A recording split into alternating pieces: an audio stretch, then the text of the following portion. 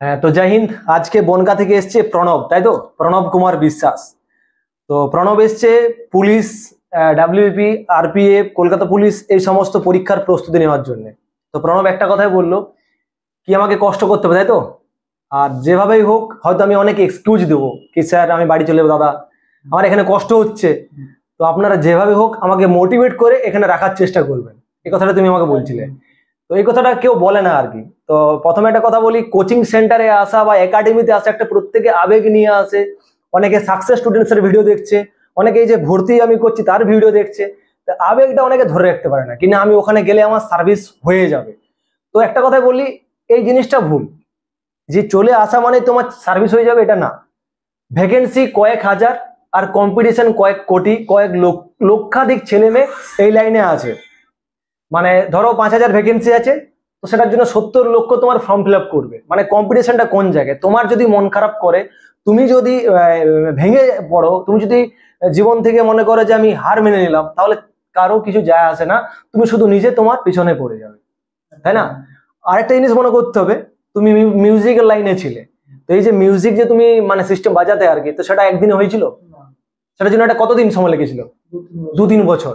মানে প্রত্যেকটা জিনিস একটা সিস্টেম থাকে। তো সেরকম যে পুলিশের সিলেবাস, ডাব্লিউপি সিলেবাস এত সহজ না। দিন দিন যেভাবে যে হারে কাট অফ যাচ্ছে পরীক্ষার, একটা সময় লাগে। একটা একাডেমিতে তুমি এসেছো, তোমাকে আমি ভিডিওর আগেও বললাম কি প্রথমে তোমার বুঝতে শুনতে সময় লাগবে। তো স্টুডেন্টসরা কি করে, এই যে বোঝার যে সময়টা, অনেকে কিভাবে চলে জায়গাটা খারাপ হচ্ছে বাড়ি চলে যায়, কিন্তু তুমি হেরে গেলে সেই জায়গাটাতে। আমি যদি ভালো ছেলে হই, আমাকে 1 মাস 1.5 মাস দেখতে হবে যে কি হচ্ছে এখানে। 400-500 ছেলে এমনি এমনি নেই। যদি খুব কোচিং খারাপ হতো তাহলে 500 ছেলে কিন্তু বাড়ি চলে যেত পুরোপুরি পার্মানেন্ট, কেউ টিকতো না। আমি এই আপনাদের এটা অনেক দূর থেকে শুনেছি, বলছে না ভালো ওটা। হ্যাঁ, মানে স্টেশনের ওই দিকের থেকে আমি শুনেছি, বলছে না ভালো। একদম। তারা নিশ্চয় জানে ভালো চেনে। হ্যাঁ, অনেক ছেলে সার্ভিসও হয়েছে। 2024-এ প্রায় 100-এরও অধিক স্টুডেন্টস এই একাডেমি থেকে সাকসেস হয়ে বাড়ি যাবে। আর যারা কোচিং এ আসবে, যারা একাডেমিতে আসবে, তাদেরকে একটা কথাই বলবো, কষ্ট করতে হবে। কষ্ট করার জায়গা এটা। এখানে কষ্ট করলে কোথায় আছে, কষ্ট করলে কৃষ্ট মিলে, তাই না? কষ্ট তোমাকে পরিশ্রম করতে হবে, আর পরিশ্রম করলে, সাধনা করলে ভগবানের দেখা পাওয়া যায়। দুদিনের একদিনের লড়াই না, এটা বছরের পর বছরের লড়াই। এটা 6 মাস 1 বছরের কোর্স না, এটা প্র্যাকটিসের লড়াই। এটা প্র্যাকটিস, যত বেশি প্র্যাকটিস করবে তুমি তত বেশি এই লাইনে হিরো। একটা ক্লাস চলছে, ক্লাস চলাকালীন টিচারের সাথে সম্পর্ক করতে হবে। আর যেটা বারবার প্রত্যেক স্টুডেন্টসকে বলি, মনে করা চলবে না ড্রিম ফৌজি একাডেমিটা অন্যের, মনে করতে হবে এটা আমার একাডেমি, এটা আমার পরিবার।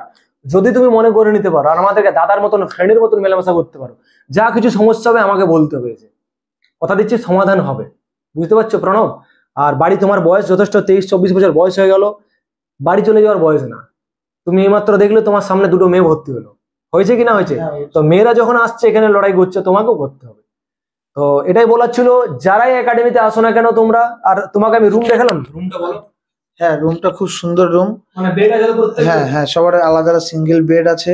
ঘরটাও যথেষ্ট ভালো, কোনো সমস্যা নেই। আমি বেশি গ্যাদারিং নেই তো, মানে না না ছেলে না, একসাথে? আমি ওদের সঙ্গে কথা বললাম, ওরা বলছে না খুব ভালো। ভালো তো? আমি কি নিজে ওদেরকে বললাম কি? না না না, আমিও যাইনি, তোমাদের কেউই যায়নি, আমি গেছি রুমে।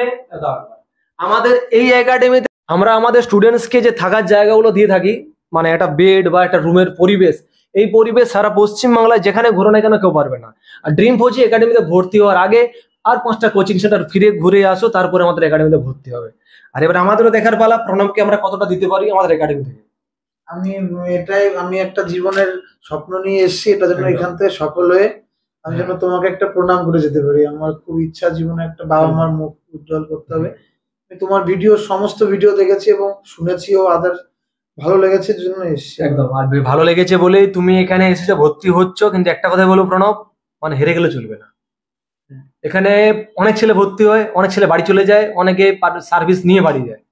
সার্ভিস নিয়ে তারা বাড়ি যায় যারা মন খারাপ করার পরে আবার নামে যে না আমাকে করতে হবে, আমাকে করে দেখাতে হবে, আমি পারবো করতে। মানে অনেক একাডেমি ভর্তি হয় আবেগ নিয়ে।